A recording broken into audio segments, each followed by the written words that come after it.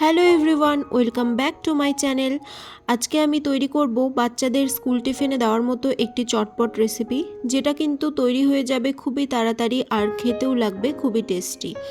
তো ঘরে থাকা সামান্য উপকরণ দিয়ে রেসিপিটি তৈরি করা, আর এই সুন্দর রেসিপিটি কিভাবে আমি তৈরি করলাম চলো সেটিই দেখে নিই। আর স্যান্ডউইচ মেকার না থাকলেও কিন্তু কোনো সমস্যা নেই, এটি স্যান্ডউইচ মেকার ছাড়াই কিন্তু তৈরি হয়ে যাবে। তো রেসিপিটি বানানোর জন্য প্রথমেই আমি এখানে 4 খণ্ড মতো পাউরুটি নিয়ে নিয়েছি।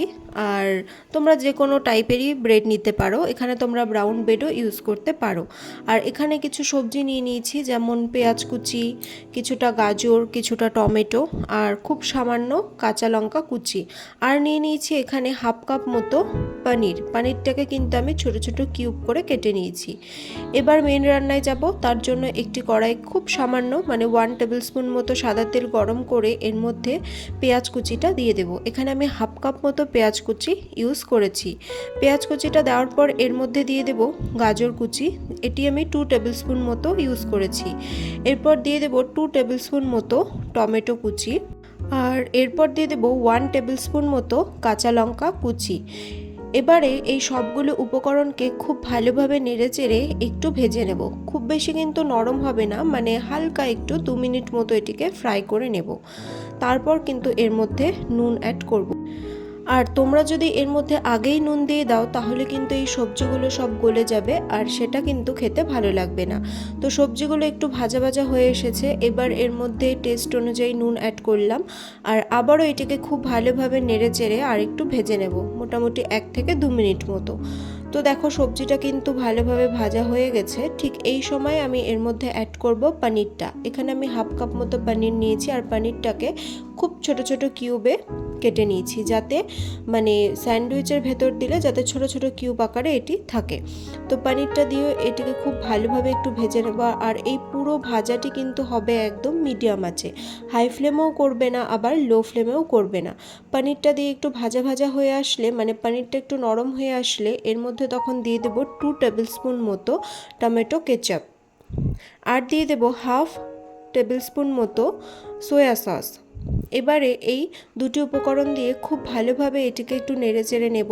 আর এই সময় কিন্তু গ্যাসের ফ্লেমটিকে হাই করে দেবে, আর যতক্ষণ পর্যন্ত না এর থেকে তেল বেরিয়ে আসছে, অর্থাৎ এই পুরো মিক্সচারটি একটু মাখা মাখা ভাব আসছে, ততক্ষণ পর্যন্ত কিন্তু এটিকে কুক করতে হবে।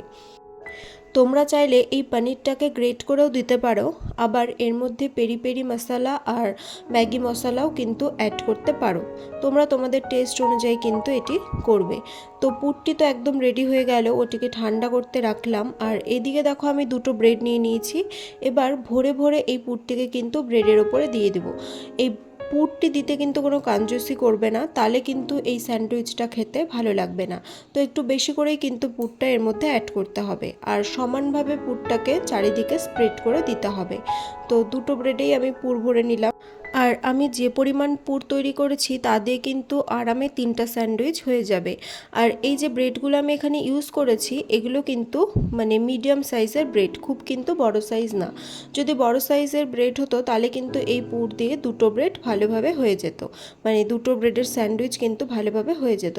তো পুরটি কিন্তু দেওয়া হয়ে গেছে। এবার আমি এর ওপরে দিয়ে দেব কিছুটা চিজ। এখানে আমি চিজগুলোকে কিন্তু গ্রেট করে দিইনি, একদম ছোট ছোট করে কেটে চিজগুলোকে আমি এর ওপর দিয়েছি। তোমরা চাইলে এটি কিন্তু গ্রেট করেও দিতে পারো।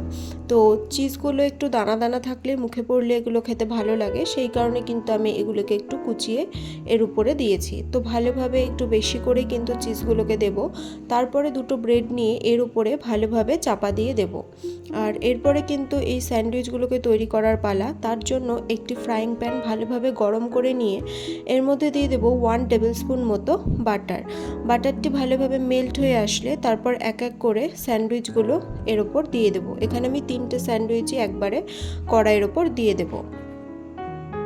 আর গ্যাসের ফ্লেমটাকে কিন্তু এই সময় রাখবে একদম লোতে, না হলে কিন্তু এই স্যান্ডউইচগুলো পুড়ে যেতে পারে। আর এই বাটারটিও পুড়ে কিন্তু স্যান্ডউইচটা পুরো কালো কালো হয়ে যেতে পারে, সেই জন্য একদম লো হিটে কিন্তু এই স্যান্ডউইচটা তৈরি করতে হবে। তো 3টে স্যান্ডউইচ আমি ভালোভাবে এই কড়াইয়ের ওপর দিয়ে দেব। তারপর স্যান্ডউইচ মেকার ছাড়া কিভাবে এই প্যানের মধ্যে তোমরা দোকানের মতো পারফেক্ট স্যান্ডউইচ তৈরি করবে সেটাই কিন্তু দেখাবো।